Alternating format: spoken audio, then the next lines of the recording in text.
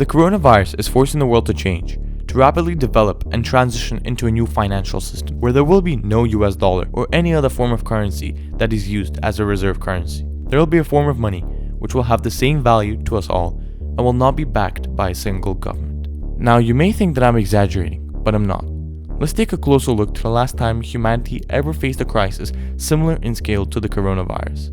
The last time we ever encountered something similar was World War II. The Second World War saw the collapse of major world empires like the British and Japanese empires.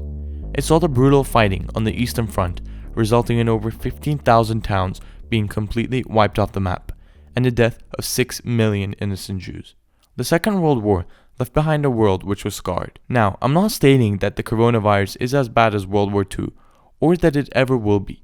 But just like after World War II, we saw a change in the monetary system, and we will see a change in the monetary system after the coronavirus pandemic. Similarly, in this decade, there will be a rapid economic change and development after the virus is over. Insane development and economic restructuring never seen before.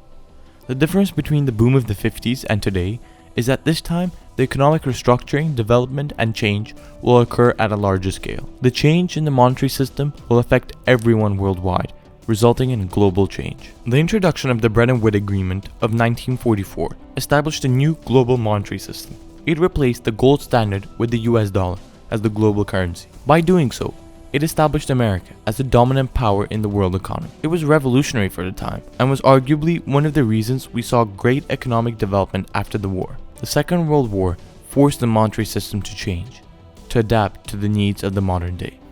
Let's begin with the coronavirus pandemic. We are facing a serious recession as people are forced to quarantine, resulting in the slowdown of economic activity. The economics of a collapse are fairly straightforward. Businesses exist to make a profit. If they can't produce, then they can't sell things. This means they won't make profits, which means they're less able to employ people. Businesses can and do, over short periods of time, hold on to workers that they don't need immediately. They want to be able to meet demand when the economy picks back up again. But if things start to look really bad, then they won't. As a result, more people lose their jobs or fear losing their jobs. So they buy less. And the whole cycle starts again, and we spiral into an economic depression. In a normal crisis, the prescription for solving this is simple. The government spends, and it spends until people start consuming again. But normal interventions don't work here, because we don't want the economy to recover, at least not immediately. The whole point of the lockdown is to stop people going to work, where they spread the disease. One recent study suggested that lifting the lockdown measure in Wuhan, including workplace closures, too soon could see China experience a second peak of cases later in 2020. As The Economist James Medway wrote, the correct COVID-19 response isn't a wartime economy with massive upscaling of production. Rather, we need an anti-wartime economy and a massive scaling back of production. And if we want to be more resilient to pandemics in the future, we need a system capable of scaling back production in a way that doesn't mean the loss of livelihood. So what we need is a different economic mindset. We tend to think of an economy as the way we buy and sell things, mainly consumer goods. But this is not what an economy is or needs to be. At its core, the economy is the way we take our resources and turn them into things we need to live.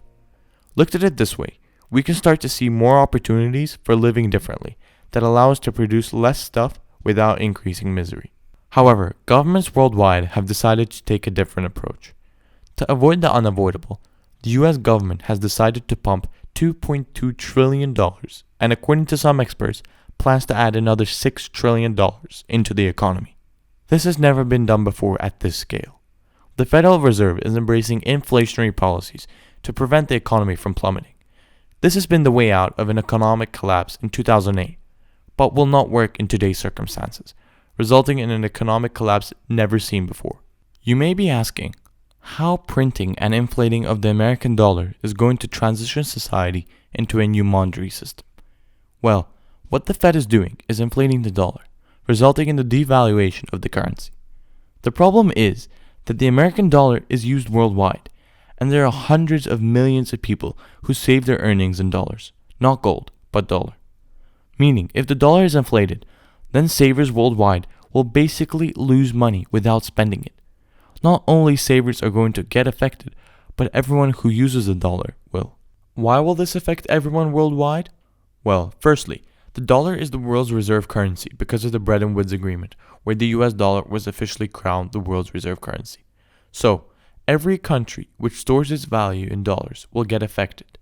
The dollar is a reserve currency, meaning that people save their money in dollars rather than other currencies or gold, meaning if the US dollar was inflated, then all those savers and governments will be affected heavily. Secondly, this will affect everyone worldwide because there are a lot of currencies pegged to the dollar, meaning that if the dollar is inflated, then all the other currencies which are pegged will become worthless. A few of the pegged currencies include the Hong Kong dollar, the United Arab Emirates dirham, and the Saudi riyal, which will all become worthless if the dollar does. The dollar is a fiat currency, which means that when people lose confidence in the currency, all they have left is a piece of paper. What a fiat currency basically means is that the currency is just a piece of paper. As long as people have confidence in it, then it's worth something. When people lose confidence in the currency, then it's worth nothing. Before, all of this was impossible. The dollar used to be a currency backed by gold. Back in 1879, Americans could trade in $20 for an ounce of gold. This meant that people essentially couldn't lose confidence in the dollar, as it was backed by gold. And as long as gold was valuable, so was the dollar. Since the dollar, just like every other currency in the world, decided to ditch the gold standard, they made themselves vulnerable to becoming worthless. The stars align. Consumer confidence is falling to an all-time low due to the fears of the pandemic. The Federal Reserve is printing money like crazy, devaluing the value of the dollar. In addition, the dollar is a fiat currency destined to fail, as no fiat currency in human history was ever successful. And it's not only the US dollar. Every single currency that we have today is about to become worthless, just a piece of paper, as every single currency in the world is a fiat currency.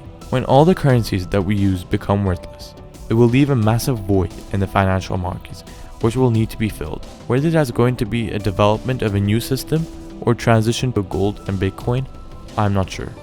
Whatever it is, it will create years of opportunities to capitalize on. This is just my opinion now, but I think we will see the rise of millionaires and billionaires never seen before. The closest comparison I can make is the next 10 years in finance is going to be the same as the 1990s was for the internet, the Wild West, where people can make crazy amounts of wealth. What the new system of money will be, I cannot know for certain. Whether it'll be gold or Bitcoin, only time will tell. But one thing is for sure, whatever the new system of money will be, it will be reliable, fair, and worth equally in every country.